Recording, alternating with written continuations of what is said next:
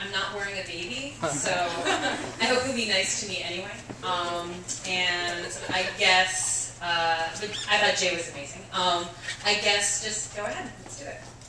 So I'm Hannah, and I'm here to talk about low-power community radio and what people are doing with it to change their lives in times of crisis and in other times. And so community radio has a lot of roots here in Philadelphia. In about 1998-99, there was a station called Radio Mutiny. It was a pirate radio station.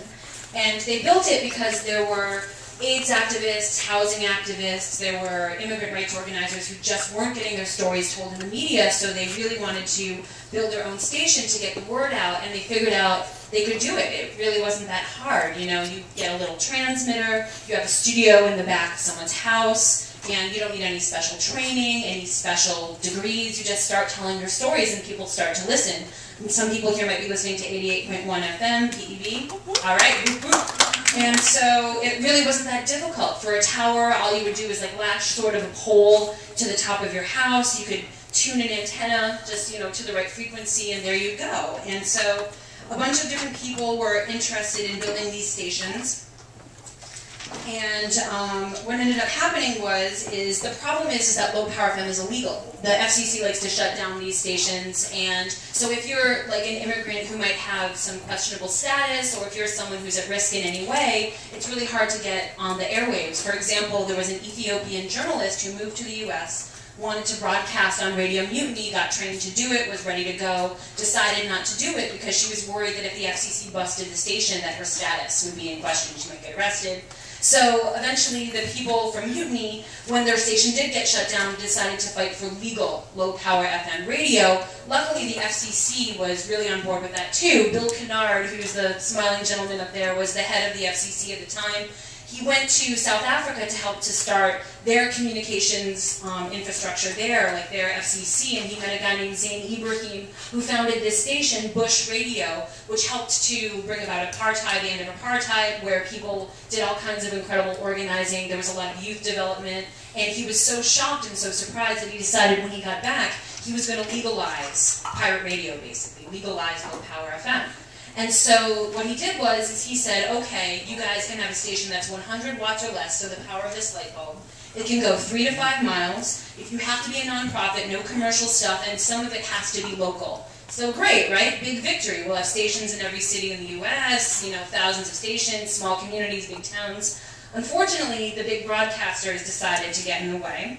And they said that, so this is how many LPFMs are actually on the area around here. So you see how there's none in Philly? None in New York City. So the NAB, which is the National Association of Broadcasters, and National Public Radio, so screw those guys, decided to say, there's no room to put LPFM in big cities, you know? So that's how many stations they got. Those are the big stations around it. Notice how they're near where all the people are? So it really wasn't a question of interference that they claimed, a technical problem. They said it was really that they wanted to make all the money. And so basically what the issue is they said that if you had a station that was like more than 3 clicks on the dial away from a full power station, it would be okay. But you know, you couldn't have like that tiny little station in between those huge juggernauts. And so they changed the law to say that there was going to be no room for LPFM. But at the same time, the FCC did a $2.2 million independent study which proved that there was plenty of room for low power FM on the air. So in the meantime, while we've been trying to change the law, there's been some incredible radio stations that have been built, including some of the ones that are listed there. I'll tell you about one. My favorite one is in Immokalee, Florida. It was built by a farm worker group that is fighting to get fair rights in the fields of Southwest Florida. When a hurricane came through and destroyed a bunch of the town, people were working in the community to clean it up. They weren't getting paid, so they called into the radio station to say that there was a problem. 200 people showed up at the station. They organized throughout the night. And by the time the next morning came, the boss was down with the $56,000 that the workers were owed. That's the power of community radio. Does that make sense? So this is WQRZ. So like emergency radio has a big impact too, which is in Bay St. Louis, Mississippi. This was the only station that stayed on the air in that region during Hurricane Katrina. It got a little beat up, but it stayed on the air. That was where people got all their information about water, electricity, food. And so that means that people like Joe Wilson, right? You Lie, remember him? You know, and also like dorks like Lumenauer, with the bike pin, both bipartisan were on board with LPFM. So John McCain and Barack Obama both supported a bill to pass to expand low-power FM back to communities like Philadelphia, just past the House of Representatives. I'm really close with emergency radio because after Katrina, I helped to build a station at the Astrodome where all the refugees from Katrina were, from the Superdome, and the only way they could get information besides listening to the loudspeaker. Can you imagine learning how to fill out FEMA forms from a loudspeaker, like, at the Eagles Park or something like that? That was the only way they could do it, and so that radio station really saved a lot of people a lot of time. It was really powerful. Community radio is also doing a lot right now in Haiti, both in Haiti, and there's pirate stations still broadcasting in New York, in Miami, telling the stories of what people in Haiti are going through. We have to bring this back to American cities. It's an appropriate technology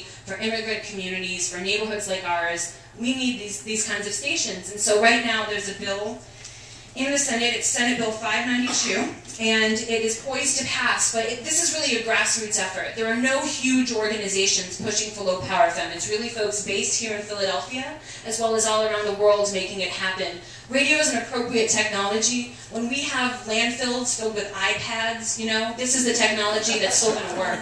This is the technology that people who are in third world countries and in urban communities use to tell their stories. And we need you guys to get involved now, because we can pass this bill this year and it will be Philly that made it happen.